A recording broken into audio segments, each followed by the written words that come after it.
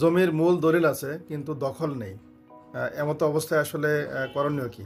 তো আমাদের সমাজে এরকম অনেকেই আছেন যে মূল দলিল আছে জমির, কিন্তু উক্ত জমির দখলে তিনি নেই। অর্থাৎ স্থানীয় কোনো ক্ষমতাধর ব্যক্তি বা আ কোনো স্থানীয় কোনো নেতা সেই জমি যদি দখলে থাকে, তাহলে তখন আসলে করণীয় কি?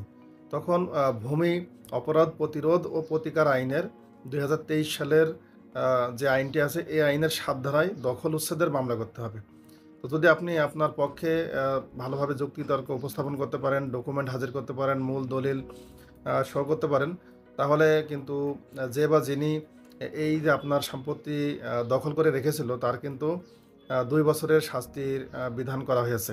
কাজেই যদি আপনার জমি এরকম বেদখল হয়ে থাকেন, তাহলে ভূমি অপরাধ প্রতিরোধ ও প্রতিকার আইন ২০২৩ এর ৭ নম্বর ধারায় আপনাকে মামলা করতে হবে।